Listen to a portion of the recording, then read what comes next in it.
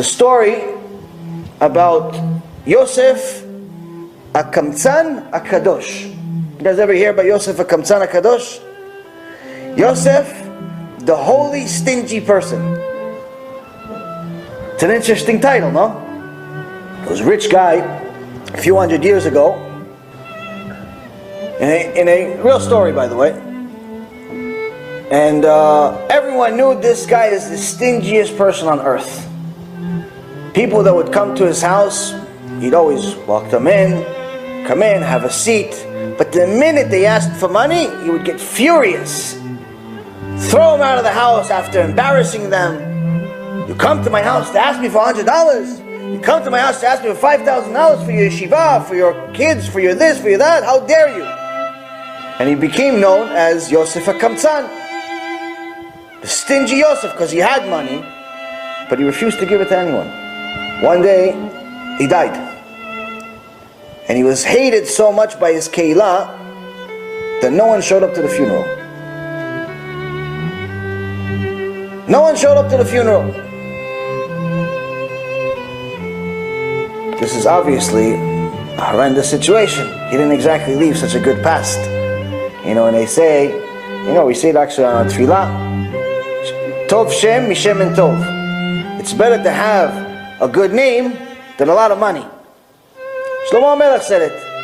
Because a good name lasts. Money doesn't last. Just this life. And even this life, it's questionable if it's going to last. So he dies. No one shows up to the funeral. And all of a sudden, the day after the funeral, all of these poor people show up at the rabbi's house, knocking at his house, tens and tens of people asking him for tzedakah. He says, where'd you all come from? Because we all live here. What, all of a sudden all of you went broke at the same time? He goes, no, we haven't had money for many years. Because so how did you survive until now? He said, well, we don't really know, but we know that every time we go to the stores would give us the money. The stores would give us the goods. We didn't have to pay. If I went to the store to buy milk, the guy from the milk company, the guy from the store that sells milk would give me the milk. But all of a sudden today I went, and he said, I'm sorry, I can't give it to you. And the same thing with the next one, the next one, the next one, the next one. So now, the Rav was not the fool. And he's trying to figure out, where did this money come from? So he goes to all of the merchants. He says, who gave you the money to pay for all these people? Why'd you stop giving it to them? He says, well, I gave it to them because every week I would get an envelope with his name on it. And the envelope would have the exact amount of money of what he needs for his groceries, or what he needs for his laundry, or what he needs for whatever goods the guy was selling. And the envelope didn't come this week. Because who gave you the envelope? He goes, no, that's one thing I'm not allowed to say.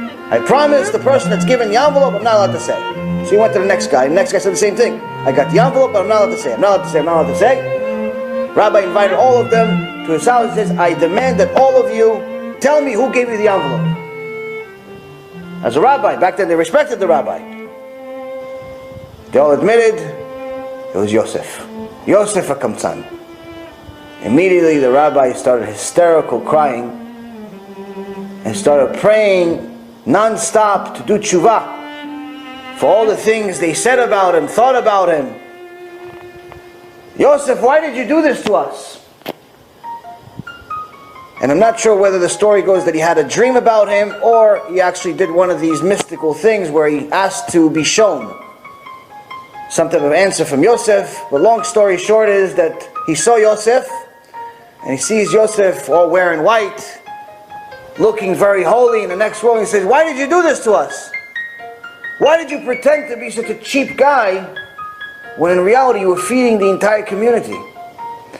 He says, because I learned one time that if you want your mitzvah and you want all of it, you want to make sure that no one knows, and on top of it, the receiver doesn't even know who gave it to them. And even the highest level that I did is I tried to make sure that the receiver hates me. And what was your reward for this mitzvah? He It says, Avraham, Yitzchak, and Yaakov, and David HaMelech came to welcome me to Olam HaBa. David HaMelech was making the music, and the Avot came to me, and they brought me to Olam HaBa.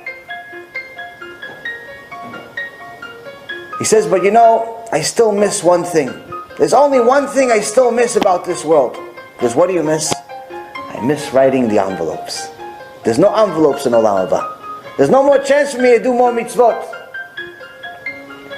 So that's when Yosef HaKamtzan got the name Yosef HaKamtzan HaKadosh, the holy Stingy Yosef. When we know the value of each mitzvah, we'll chase it like we chase money. We'll chase it like we chase treasure. We'll chase it like we're chasing something that's extremely valuable. We're not going to focus about whether anyone notices or anyone doesn't notice.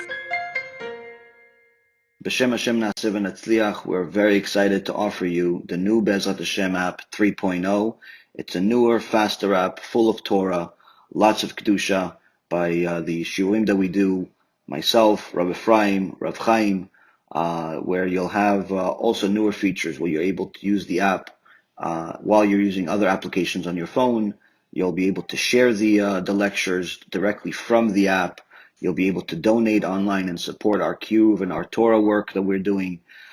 And the most exciting feature is that you'll be able to actually ask questions directly on the app and get answers from the rabbis directly from the app. This is something unprecedented, and Baruch Hashem will be able to offer it. Thank you again for all of your support.